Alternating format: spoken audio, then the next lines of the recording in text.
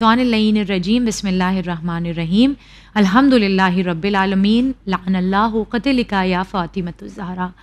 नाज़रीन इकराम सलामुन अलैकुम व रहमतुल्लाहि व बरकातुहू। मुसलसल आप लोग बने हुए हैं हमारे साथ इस गुफ्तगू में जिसे हम बुनियाद ज़ुल्म कहते हैं, और इस गुफ्तगू में हम दर हकीकत डाइसेक्ट करने की कोशिश कर रहे हैं, ढूंढने की कोशिश कर रहे हैं कि वो तमाम मज़ालिम जो अहले बैत अतहार पर ढाए गए और उनके साथ ख़त्म नहीं हुए बल्कि उनके बाद उनके चाहने वालों पर ढाए गए, सादात पर ढाए गए, दर हकीकत इन तमाम मज़ालिम को ढाने वालों को हिम्मत आखिर मिली कहाँ से? उन्हें आखिर ये शय इस अमल को करने की, इन तमाम मज़ालिम को ढाने की मिली कहाँ से? और ये सिर्फ़ कोई मंतिकी या साइकोलॉजिकल या फ़िलोसॉफ़िकल बात हम आपके सामने नहीं रख रहे हैं, बल्कि अपनी बात को इंशाअल्लाह इस सीरीज़ के आखिर में हम मासूमीन की अहादीस से भी आपके सामने साबित करेंगे कि दर हकीकत वो मज़ालिम जो जनाब फ़ातिमा ज़हरा पर ढाए गए वो अपने आप में दुनिया में जहाँ कहीं भी अहले बैत अतहार के नाम पर जो भी जुल्म ढाया जा रहा है उस जुल्म की बुनियाद है। इस गुफ्तगू में हमारे साथ ख्वार तफसीर फ़ातिमा रिज़वी बनी हुई हैं, आइए उनका इस्तक़बाल करें। सलाम अलैकुम। वालेकुम सलाम व रहमतुल्लाह। ख्वार, हमने पिछले एपिसोड में अमीरुल मोमिनीन की जो मुश्किल ज़िंदगी थी रसूलुल्लाह की शहादत के बाद, उसकी गुफ्तगू का आगाज़ किया था, और मैंने आपसे ये पूछा था कि आप जब अपना हक़ जानते थे तो फिर आपने उसके लिए जो है वो खुरूज क्यों नहीं किया, उसे लेने की कोशिश क्यों नहीं की? और वजूहात में से एक वजह आपने ये बताई कि आपके पास कोई बैकअप नहीं था, कोई ऐसा नासिर, कोई ऐसा अंसार नहीं था जो आपके लिए अपनी जान देने को या आपका साथ देने को तैयार होता। और मुझे वो हदीस भी याद आती है कि जब आपको गले में रस्सी डालकर ले जाया जा रहा था, आपने एक तरफ देखा तो कुछ बकरियां चर रही थीं। इमाम की मजलूमी ये है कि आपने कहा ये जो भेड़ यहाँ चर रही हैं, अगर इनके जितने, इनकी अदद के बराबर भी इस वक्त मेरे पास चाहने वाले होते तो मैं यकीनन अपने हक़ के लिए आवाज़ उठाता।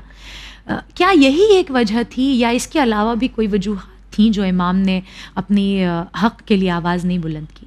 औज़ुबिल्लाहि मिनश्शैतानिर्रजीम बिस्मिल्लाहिर्रहमानिर्रहीम व बिही नस्तईन व हुवा खैरुम व नासिरुम व मुईन। जैसा कि पहले बयान किया गया कि ख़ुद वसीयत रसूलुल्लाह सल्लल्लाहु अलैहि वसल्लम थी कि खामोश रहना अगर हामी और मददगार नहीं होंगे, क्योंकि तुम्हारी ज़िंदगी बहुत ज़रूरी है, लिहाजा अपनी ज़िंदगी को बचा के रखना। इस वजह से नबी की वसीयत पर नज़र करते हुए जब हामी और मददगार को नहीं देखा तो मौला खामोश रहे, एक वजह जी। दूसरी वजह मौला के खामोशी की इस्लाम का दिफा थी, इसलिए कि अगर उस वक्त अमीरुल मोमिनीन अपने कदम को आगे बढ़ाते ना तो लोग बिल्कुल नया नया इस्लाम लाए हुए थे जी। इस्लाम लोगों के दिलों में अभी नफूज नहीं कर चुका था, और जो इस्लाम लेकर आए थे, जो ईमान के रास्ते पर आए थे, उनके अंदर किसी के भी हमले को बर्दाश्त करने की अभी ताकत नहीं थी, उनका ईमान पुख्ता नहीं हुआ था। एक तरफ ये मसला था। दूसरी तरफ मसला ये था कि रोम और ईरान दोनों ताक में बैठे हुए थे कि कब इस्लामी हुकूमत को ख़त्म किया जाए और इनको मिटाया जाए, इन पर हमला कर दिया जाए। तीसरी तरफ मुसीबत ये थी कि इन दोनों के अलावा कि उसामा के साथ एक लश्कर को नबी ने भेज दिया था और नबी ने आंखें बंद कर ली, यानी एक लश्कर वहाँ चला भी गया है और नबी दुनिया से रहलत कर गए। ये तीन हालात ऐसे थे कि अगर इन हालात में अमीरुल मोमिनीन सकीफ़ा के ख़िलाफ़ या उसके फ़ैसले के ख़िलाफ़ अपने कदम को आगे बढ़ाते या उससे टक्कर लेते तो फिर इस्लाम की तस्वीर बिगड़ जाती। और इतनी मेहनत जो की गई है इस्लाम के लिए, खुद अमीरुल मोमिनीन ने जो कीमतें दी हैं इस्लाम को बचाने के लिए वो बयान नहीं की जा सकती। दिन रात एक कर दिया, लोगों को इस्लाम की तरफ बुलाने के लिए इतनी कुर्बानियाँ अमीरुल मोमिनीन ने दी है। कोई इंसान दुनिया का नहीं चाहेगा कि बड़ी मुश्किलात के बाद, बड़ी कुर्बानियों के बाद एक परचम को लहराया गया है और फिर किसी एक वजह से उस परचम को सरनुगू कर दिया जाए। तो दूसरी वजह थी इस्लाम का दिफा करना, इस्लाम को बाकी रखना। इस्लाम की बका के लिए अमीरुल मोमिनीन खामोश रहे, क्योंकि अगर उस वक्त वो जंग करते तो इस्लाम की तस्वीर बिगड़ जाती, लोग बिखर जाते, लोगों का ईमान सलामत नहीं रहता। तीसरी वजह जो मुझे सबसे ज़्यादा खूबसूरत लगती है और वो ये कि अली को खिलाफत की ज़रूरत नहीं थी। बेशक علی خلافت کے حریص نہیں تھے. امیر المؤمنین کو یقین تھا، وہ جانتے تھے کہ خلافت میرا حق ہے، لیکن اس کے باوجود انہوں نے ضروری نہیں سمجھا کہ وہ خلافت کے لیے اٹھ کر کھڑے ہوں. وہ علی جو خلافت کے لیے، دنیا کے لیے یہ کہے کہ یہ تمہاری دنیا میری نگاہ میں بکری کی چیخ سے زیادہ کچھ بھی نہیں ہے، وہ کیوں کر خلافت کے لیے آواز بلند کرے گا اور خلافت کے لیے امت میں ایک فساد برپا کرے گا؟ یہ ذات علی سے بہت پرے ہے. یہ ہم سوچ بھی نہیں سکتے کہ امیر المؤمنین اس طرح سے عمل انجام دیں گے. اور تیسری وجہ تھی حاسد لوگ، جو حسد کرنے والے لوگ تھے. وہ یہ چاہتے تھے کہ امیر المؤمنین جنگ کریں. آکے 2 آپشن دیا تھا امیر المؤمنین کو کہ یا تو آپ بیعت کر لیں یا تو آپ جنگ کریں.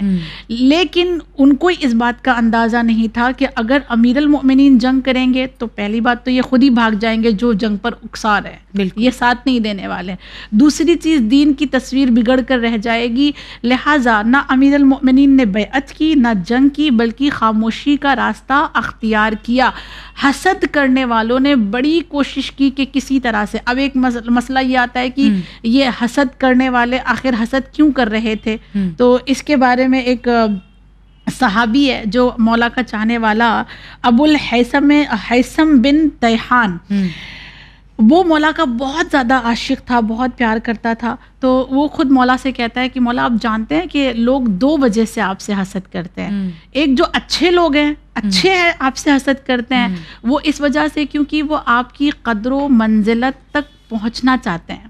وہ چاہتے ہیں کہ جو فضیلتیں آپ کے پاس ہیں وہ آپ کو مل جائے کسی طرح سے. اور دوسرے وہ ہیں کہ جو برے لوگ ہیں اور ان کا کام ہی ہے حسد کرنا، وہ اس لیے آپ سے حسد کرتے ہیں کیونکہ ان کو امامت کا جو چاند ہے وہ دیکھنے کی طاقت اور سکت نہیں ہے. وہ امامت کے چاند کی روشنی کو برداشت نہیں کر پا رہے ہیں. ہم اور آپ جیسے جو سر سے پیر تک گناہوں میں ملوث ہیں، جن کے پاس کمال کے نام پر کچھ بھی نہیں ہے، بے شک. ہم اور آپ سے حسد کرنے والے اگر ہم ڈھونڈنے نکلیں تو ایک فہرست تیار ہو جائے گی.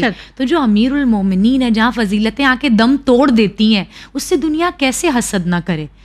یقیناً علی سے حسد نہیں کرے گی دنیا تو کس سے کرے گی؟ کون ہے جس کے پاس آ کر ہر فضیلت جو ہے وہ ہار جاتی ہے اور دنیا فضیلت سے حسد کرتی ہے؟ علی فضیلت کا دوسرا نام ہے. ہاں، تو یہ حسد کرنے والے لوگ تھے جن کی وجہ سے امیر المؤمنین خاموش رہے، کیونکہ یہ حسد کرنے والے دین کو مٹا دینا چاہتے تھے، نام محمد مصطفیٰ کو ختم کر دینا چاہتے تھے، آیات قرآنی کو ختم کر دینا چاہتے تھے، اور مولا ان کے تمام دلوں کے راز سے آگاہ تھے. لہٰذا مولا نے خاموشی کا راستہ اختیار کیا اور خلافت کو ان کے حوالے کر کے ان کو ان کے حال پر چھوڑ دیا. مجھے شعر بہت اچھا یاد آتا ہے اس مقام پر کہ یہ مصلحت تھی جو خاموش رہ گئے ورنہ، یہ مصلحت تھی جو خاموش رہ گئے ورنہ علی کی تیغ نہیں یا علی کے ہاتھ نہیں. سبحان اللہ. کہ امیر المومنین کے لیے یہ کہنا کہ اپنی زندگی کو آپ، وہی رسول خدا کا جو آپ سے وصیت تھی کہ اپنی زندگی کو آپ قیمتی جانیے گا، اور اس کے لیے جو ہے وہ میرے ذہن میں بار بار یہی سوال آتا ہے کہ کس میں دم تھا جو علی کی زندگی ختم کر دیتا؟ کس میں دم تھا؟ مگر یہ رسول ہیں کہ جو ان کی نظریں دیکھتی ہیں وہ ہماری نظریں نہیں دیکھ سکتی ہیں. تو یہ خلافت تھی وہ پہلا مسئلہ کہ جس کے بنا پر سب سے پہلا ظلم ڈھایا گیا اور امیر المومنین کو ان کے حق سے محروم کر دیا گیا. کیا یہاں پر ظلم کا سلسلہ ختم ہو گیا؟ حالانکہ میں اس کا جواب جانتی ہوں کہ اس کے بعد تو در حقیقت ظلم اور اپنی عروج پر بڑھتا چلا گیا، لیکن وہ کیا سلسلہ تھا اور کیسے پھر یہ ظلم آگے بڑھا؟ ظلم کا سلسلہ، سب سے پہلا ہی ظلم یہ ہے نبی کے آنکھوں کے بند ہونے کے بعد کہ ایک انسان جس چیز کا حقدار ہے اسے وہ حق نہ دیا جائے. جی. جو جہاں جس کرسی پر زیب نہیں دے رہا ہے اسے اس کرسی پر بٹھا دیا جائے. ٹھیک، جیسے کہ ہم نے جب پڑھا تھا شروع میں پہلے ایپیسوڈ میں کہ معنی کیا ہے، صحیح جگہ پر نہ ہونا ظلم ہے. یہ سب سے پہلا ظلم. اس کے بعد اگر ہم ظلم کو دیکھیں نبی کریم کی زندگی سے، اگر میں شروع کروں 2-3 مثالیں لے کر، تو خود نبی کی زندگی میں حضرت بلال پہ جو ظلم ہوا ہے، لوگ پتہ ہے کیا کرتے تھے؟ حضرت بلال کو بچے اور دیوانوں کے حوالے کر دیتے تھے، اور وہ لوگ حضرت بلال کے گلے میں رسی باندھ کر ان کو کھینچتے ہوئے لے کے جاتے تھے گلیوں میں اور کہتے تھے کہو لات اور عزا، لات اور عزا. لیکن یہ اتنے زیادہ توحید کے دیوانے تھے کہ یہ اس حالت میں بھی کہتے تھے احد احد احد. اتنی اذیتیں دی گئیں. اس کے بعد عمار یاسر کو کون بلا سکتا ہے؟ بالکل. جناب سمیہ کو کون بلا سکتا ہے؟ ان کو لٹا کر ان کے سینے پر پتھر توڑے گئے، ان کی پیشانی پہ نیزے مارے گئے، ان کو زنجیروں میں جکڑا گیا، اور جب نبی ان کے نزدیک سے گزرتے تھے گرم جلتی ہوئی زنجیریں ان کے ہاتھوں پہ دیکھتے تھے، زخم ہو گئے تھے ان کے ہاتھوں پہ، دھوپ میں بٹھایا جاتا تھا زنجیر پہنا کر. اس موقع پر نبی بس ایک ہی جملہ کہتے تھے، صبرن یا آل یاسر صبرن. یہ تمام مظالم خود نبی کی زندگی میں، اور پھر نبی کی آنکھیں بند ہونے کے بعد ایک ظلم علی کو خلافت سے ہٹا دینا، دوسرا ظلم نبی کا جنازہ 3 دن تک رکھا رہنا، یہ سب سے بڑا ظلم ہے. اس سے بڑا ظلم کیا ہو سکتا ہے؟ شیخ عباس قمی بیت الاحزان میں لکھتے ہیں کہ امیر المؤمنین کے پاس اس قدر یہ درد موجود تھا دل میں کہ وہ کیا کریں اس موقع پر، کہ اگر وہ ثقیفہ میں جاتے ہیں تو نبی کی تدفین رک جاتی ہے، اور اگر وہ تدفین کے لیے یہاں پہ رک جاتے ہیں تو پھر وہاں پہ خلافت کا مسئلہ کچھ اور ہو جائے گا، پورے اسلام کی باغ دوڑ کسی اور کے ہاتھوں میں دے دی جائے گی. 3 دن تک نبی کا جنازہ رکھا رہا اور بیعت لی جاتی رہی. لوگ بیعت لینے میں مصروف تھے، اور امیر المؤمنین علی کے غسل و کفن کے لیے. اس کے بعد نبی کی تدفین کے بعد جو سلسلہ شروع ہوا ہے ظلم کا، وہ تیسرا مرحلہ کہ علی کو اس بات پر مجبور کیا گیا مولا کو کہ آپ بیعت کریں. اور ان کی بیعت لینے کے لیے سب سے پہلے جو قدم اٹھایا گیا وہ نبی نے جو اپنی بیٹی کو ہبہ کیا تھا باغ فدق کے نام سے، اسے لے لیا گیا. کیا مولا نے ثبوت نہیں پیش کیے، گواہ نہیں دیے، گواہ دیے، تحریر نہیں دی گئی. لیکن خود، اچھا میں یہ کہتی ہوں کہ یہ ثبوت اور یہ گواہ، یہ تحریر کسی کی ضرورت ہی نہیں تھی. صرف نبی کی بیٹی یہ کہہ دے کہ میرا ہے کافی ہے. کیوں؟ اس لیے کہ یہ آیت تطہیر کی مصداق ہیں، قرآن میدان مباہلہ کی واحد صدیقہ ہیں بی بی. بے شک اگر وہ یہ کہہ دے کہ یہ میرے بابا نے مجھے دیا ہے، اتنا کافی تھا. لیکن اس کے باوجود ان کو ان کے حق سے محروم رکھا گیا، انہیں جھٹلایا گیا. یہ کہتے ہوئے بھی روح لرزتی ہے، تاریخ کا درد ہے کہ صدیقہ کو دربار میں جھٹلایا گیا، ان کی تحریر کو جھٹلایا گیا. اور پھر اس کے بعد دروازے پر لوگ آگ لے کر آئے، اور اس موقع پر آگ لے کر آئے جب گھر کے اندر حسنین موجود ہیں، چھوٹے چھوٹے بچے موجود ہیں، اور چھوٹے بچوں کے ہونے کے باوجود دروازے پر آگ لگائی گئی. اس علی کو مجرمانہ طریقے سے باہر نکالا گیا، رسن ڈال کر، جس علی کے لیے نبی کبھی فرماتے تھے علی منی و انا من، علی مجھ سے ہے، میں علی سے ہوں. کبھی نبی نے علی کے لیے کہا تھا ان نظر الی وجہ علی عبادہ، یہ وہ علی ہے کہ جس کے چہرے پہ نظر کرنا عبادت ہے. کبھی نبی نے علی کے لیے کہا تھا من آذاہ فقد آذانی، جو علی کو پریشان کرے، اذیت دے، گویا اس نے مجھے اذیت دی ہے، اور جو مجھے اذیت دے وہ اللہ کو اذیت دینے والا ہے.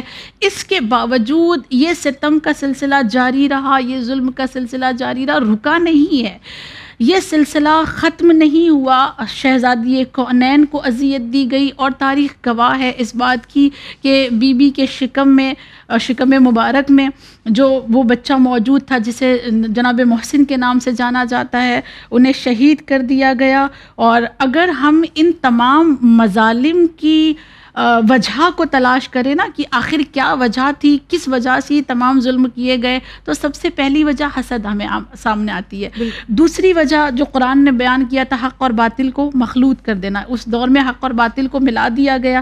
تیسرا اگر ہم کہیں تو ناحق فیصلہ کیا گیا جو قرآن نے کہا تھا ظلم ہے، اور اس کے بعد آیات الہی کو جھٹلایا گیا. خود آیات سیدہ آیات الہی ہیں، ان سے بڑی آیات الہی کیا ہو سکتی ہے؟ یہ سارے کے سارے ظلم جو قرآن نے بیان کیے نا، اس وجہ سے ظلم، اس وجہ سے ظلم، اس وجہ سے ظلم، سب کچھ ہمیں اس حادثے میں نظر آتا ہے، سب یکجا ہو کے در فاطمہ پر دکھتا ہے. بے شک. امیر المومنین سے جب یہ حکومت لے لی گئی، ہم دیکھتے ہیں کہ کچھ سال کے بعد، ایک لمبے عرصے کے بعد آپ کو دوبارہ یہ حکومت اور یہ خلافت لا کر دی گئی. کیا جب آپ کو خلافت دوبارہ ملی، جب آپ حاکم وقت بنے، تو ظلم کا سلسلہ ختم ہو چکا تھا؟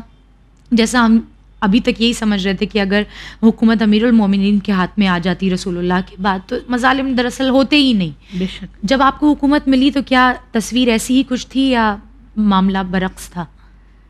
ایک بار نبی کی بنائی ہوئی تصویر کو بکھیر دیا گیا تو پھر اس کو یکجا کرنا اتنا آسان نہیں تھا.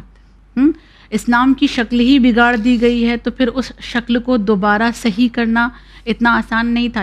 جب لوگوں نے منصوبہ بنایا کہ خلیفہ سوم کو قتل کیا جائے گا تو علی ہی تھے جو حمایت کے لیے کھڑے ہوئے تھے، لیکن اس کے باوجود لوگوں نے قتل کیا. نہ صرف یہ کہ قتل کیا بلکہ قتل کا الزام بھی مولا کے سر پہ ڈالا. یہ وہ موقع تھا جب امیر المؤمنین کی غربت پر رونا آتا ہے. بالکل یہ ایسی غربت ہے امیر المؤمنین کی کہ ان قتل کرنے کے بعد لوگ، مولا فرماتے، مولا کے جملے ہیں کہ لوگ اس کو قتل کرنے کے بعد میرے پاس ایسے آئے تھے کہ حسنین ایسا لگ رہا تھا کہ لوگوں کے پیروں کے نیچے کچل جائیں گے کہ کسی طرح سے بھی کہ بس آپ خلافت کو قبول کر لیں، آپ خلافت کو قبول کر لیں. اور جب خلافت کو قبول کیا ہے مولا نے ان کی ضد پر تو پھر مولا پھر اب تو ظلم نہیں ہوگا نا، اب تو عدل قائم ہوگی. لہٰذا خلیفہ سوم نے جس کو بھی گورنر بنایا تھا، علی نے سب کو معزول کیا، اپنے گورنر بٹھائے، جس کا جو حق تھا اس کو حق دینا شروع کیا. اور جب یہ باتیں طلحہ زبیر نے دیکھی تو ان کو برداشت نہیں ہوئی. تو یہ جب دیکھا گیا کہ امیر المؤمنین عدل سے کام لے رہے ہیں تو طلحہ اور زبیر نبی کی زوجہ کے پاس آتے ہیں اور ان سے پھر ملاقات کرنے کے بعد کہتے ہیں کہ نہیں، اب علی نے اس طرح سے کام شروع کیا ہے. تو یہاں ایک پلان بنتا ہے کہ خلیفہ سوم کے قصاص کے بہانے ان سے جنگ کی جائے اور پھر اس قصاص کے بہانے جنگ جمل وجود میں آئی تھی، واقع ہوئی تھی. ادھر تیسری طرف یہ دیکھا جا رہا تھا کہ جو حاکم شام تھا، جس کو خلیفہ سوم نے باقاعدہ گورنر حاکم بنا رکھا تھا، جب اس نے دیکھا کہ مولا نے تو مجھے بھی معزول کر دیا ہے، تو ابھی تک تو وہ خلیفہ سوم کے خلاف تھا، لیکن اب جب اس کو اپنی کرسی چھوڑنی پڑ رہی ہے تو یہ بھی مولا کے خلاف ہوا اور ایک قصاص کا نعرہ اٹھا کر اس نے جنگ صفین شروع کی. اور جب جنگ صفین اس نے شروع کی اور اس میں جب اس نے دیکھا کہ اب یہاں میری ہار ہو رہی ہے تو کیا کیا، قرآن کو نوک نیزہ پہ تاکہ لوگوں کو کسی طرح سے علی کے خلاف کیا جائے. یعنی دیکھیں کس طرح سے پلاننگ کی جا رہی ہے کہ خلافت دینے کے بعد بھی امیر المؤمنین پر ظلم کیے جا رہے ہیں. کوئی جنگ جمل کے لیے آمادہ ہے، کوئی جنگ صفین کے لیے آمادہ ہے، کوئی خلیفہ سوم کے قتل کا الزام مولا پر لگاتا ہے اور مولا سے قصاص لینے کے لیے آتا ہے. اور اس کے بعد مولا جس طرح سے صبر کر رہے تھے وہ صرف مولا کا دل جانتا ہے. شاید یہی وجہ ہے کہ علماء کہتے ہیں کہ تاریخ کے مظلوم ترین اگر کوئی امام گزرے ہیں تو وہ امیر المؤمنین ہیں. بے شک. اور علماء تو بہرحال جو کہتے ہیں وہ پھر بھی انسان کی زبانی ہے. زبان رسالت نے ارشاد فرمایا ہے کہ تاریخ کی سب سے مظلوم ہستی اگر کوئی ہے تو وہ امیر المومنین ہے. اور جس کے پاس جتنی فضیلت ہوگی اس کے مصائب بھی اتنے زیادہ ہوں گے. اگر علی کی فضیلت کا کوئی ہمیں ہمسر نہیں ملتا ہے تو پھر یقیناً علی کے مصائب کا بھی کوئی ہمسر نہیں ہے. تو حاکم شام نے جب دیکھا کہ میری کرسی جا رہی ہے اور جیسا آپ نے بتایا کہ اس نے پھر قصاص کا جو ہے وہ پرچم بلند کیا اور جنگ صفین، تو اس کے علاوہ اس نے کس کس طریقے سے امیر المومنین کو ستایا؟ آپ یقین کریں تاریخ کے جملے ہیں کہ حاکم شام نے خلیفہ سوم کے خون آلود کرتے کو لیا اور خلیفہ سوم کی بیوی تھی نائلہ، ان کی کٹی ہوئی انگلی کو لیا اور ان دو چیزوں کو لے کر لوگوں کے درمیان جاتا رہا اور یہ کہتا رہا کہ یہ امیر المؤمنین نے کیا ہے اور ان سے قصاص لینا ہے. اور اس طرح سے لوگوں کو امیر المؤمنین سے بالکل بدظن کرتا رہا اور اب لوگوں کے درمیان وہ ایک ہیرو بن چکا تھا اور ایک حاکم حکمران کے طور پر وہ آ گیا تھا کہ نہیں یہ کتنا اچھا ہے، یہ کتنا، یعنی ایک خلیفہ دوسرے کے لیے، ایک خلیفہ کے لیے جو ہے وہ اتنا لڑ رہا ہے اور اس کے دل میں ایک درد ہے. لہٰذا اس دور میں اس کو ایک اچھا حاکم اور ایک اچھا سیاست دان کا لقب دے دیا گیا کہ یہی ہمارا حکمران ہونا چاہیے، یہی ہمارا حاکم ہونا چاہیے. لوگوں نے امیر المؤمنین سے رخ موڑ کر اس کی جانب اپنا رخ کیا. جب اس کو اپنا حاکم بنایا تو اب اس کی حکومت نے کیا کیا، امیر المؤمنین کے حکومت میں بہت ساری چیزوں کو تبدیل کرنے کی کوشش کی. مثال کے طور پر ایک مثال آپ کی خدمت میں پیش کروں. امیر المؤمنین نے اپنی حکومت میں مصر کا گورنر پہلے قیس ابن سعد کو بنایا تھا. قیس ابن سعد کو بنانے کے بعد مولا نے وہاں کا مصر کا گورنر محمد ابن ابی بکر کو بنایا. آپ سب جانتی ہوں گی. جب اس نے دیکھا نا حاکم شام نے کہ مولا نے مصر کا گورنر محمد ابن ابی بکر کو بنایا ہے، تو اس نے اپنا ایک لشکر عمرو ابن عاص کے ساتھ بھیجا، 4000 لوگوں کے ساتھ عمرو ابن عاص کے ساتھ بھیجا. کہاں پر؟ مصر میں، تاکہ محمد ابن ابی بکر کو مار دیا جائے. اچھا، مار دیا. ہاں، اور عمرو عاص نے 4000 کا لشکر مصر تک پہنچایا، اور وہاں جانے کے بعد محمد ابن ابی بکر کو مارا، اور محمد ابن ابی بکر کو خچر کی کھال میں ڈالا گیا اور اس میں آگ لگا دی گئی. تاریخ کہتی ہے یہ جب آگ لگائی گئی ہے تو محمد ابن ابی بکر کے جسم میں جان باقی تھی، یعنی انہیں زندہ جلایا گیا ہے خچر کی کھال میں ڈال کر. اس موقع پر امیر المؤمنین نے اپنے درد کو بیان کرتے ہوئے کہا ہے کہ یہ علی کے لیے سب سے بڑا درد تھا محمد ابن ابی بکر کا مارا جانا، اس لیے کہ مولا نے اپنا بیٹا کہا تھا اور اپنے بیٹے کی طرح پروان چڑھایا تھا اس کو. پھر محمد ابن ابی بکر کے بعد امیر المؤمنین نے مصر کا گورنر مالک اشتر کو بنایا تھا. مالک اشتر وہ ہیں کہ جس کے لیے امیر المؤمنین کا ایک جملہ ہی کافی ہے کہ مالک اشتر میرے لیے بالکل ویسا ہی ہے جیسے میں رسول کے لیے. ہاں، جس کو علی سے تشبیہ دے دی جائے اس کی کیا ہی کہنے. اتنی عظیم ہستی ہے، یعنی جیسے علی کے ہوتے ہوئے نبی پر کسی نے نگاہ نہیں کی، جرت نہیں ہوئی، اسی طرح مالک اشتر کے ہوتے ہوئے کسی کی جرت نہیں تھی کہ کوئی علی پر نگاہ کرتا. لیکن حاکم شام نے مالک اشتر کو بھی زہر کے ذریعے سے شہید کروا دیا، اور جب مالک اشتر مارے گئے تو اس پر مالک اشتر پر لعنت بھجوائی، اور لعنت کروانے کے بعد انہوں نے خوشیاں منائی یہ کہہ کر کے کہ ہم نے آج علی کا دایاں بازو قلم کر دیا ہے. ایک ایک کر کے منصوبہ بندی کے ساتھ امیر المؤمنین کو کمزور کیا جاتا رہا، فوجی طور پر، فدق کو لے کر مالی طور پر، ذہنی طور پر، اعزاء و اقربا کو مار کر، ناموس پہ ستم کر کے امیر المؤمنین کے دل کو دکھایا گیا. یعنی چاروں طرف سے سوائے درد کے اور مولا کے پاس کچھ باقی نہیں تھا. خدا کی عظیم لعنت ہو امیر المومنین کو کمزور کرنے والوں پر. اور یقیناً یہ بات اپنے آپ میں حق ہے کہ اگر حاکم شام سے پہلے جن لوگوں کے پاس یہ قوت تھی کہ وہ حق کو اس کی جگہ پر رکھتے، اگر انہوں نے در حقیقت حق کو اس کی جگہ پر رکھا ہوتا تو یہ تمام چیزیں نہیں پیش آتی. بے شک. اور تصویر اسلام آج جیسی ہے شاید وہ بہت مختلف ہوتی. بے شک، بے شک. خیر، آپ کا بہت بہت شکریہ. انشاءاللہ چند اور سوالات ہیں اس موضوع کے تحت جو آپ سے پھر دریافت کریں گے. اللہ آپ کو جزائے خیر سے نوازے. عزیزان گرامی، یہ ہمارا تیسرا ایپیسوڈ اس سیریز کا جسے ہم بنیاد ظلم کہتے ہیں. اور سیریز میں ابھی تک ہماری گفتگو نہ صرف اس مقام پر پہنچی ہے کہ امیر المومنین کی ولایت کتنی اہم تھی دنیا میں عدل و انصاف کے باقی رہنے کے لیے، دنیا کی ایک خوبصورت جگہ بنے رہنے کے لیے بہت اہم تھا کہ ولایت امیر المومنین ان کے علاوہ اور کسی کے پاس نہ جاتی. لیکن کیونکہ امت نے بے وفائی کی اور رسول اللہ کے بعد وہ کلمات جو رسول اللہ نے غدیر کے میدان میں بیان کیے تھے امیر المومنین کے لیے، امت نے اسے فراموش کر دیا. اور پھر جو کچھ ہوا وہ تاریخ میں ہم سبھی کے سامنے ہے، اور اسی تاریخ کے کچھ دردناک پہلوؤں کو ہم نے آپ لوگوں کے سامنے رکھا. انشاءاللہ دوبارہ حاضر خدمت ہوں گے دیکھنے کے لیے کہ یہ سلسلہ ابھی ختم نہیں ہوا ہے، بلکہ آج بھی اس دنیا میں جہاں کہیں بھی جو بھی ظلم ہو رہا ہے اس کی بنیاد اگر کچھ ہے تو امیر المومنین پر کیے گئے ظلم اور جناب فاطمہ زہرا کی ذات اقدس پر کیے گئے ظلم ہے. انشاءاللہ دوبارہ حاضر خدمت ہوں گے. دیکھنا مت بھولیے گا اس سیریز کا اگلا ایپیسوڈ. بنے رہیے چینل ون کے ساتھ. فی امان اللہ.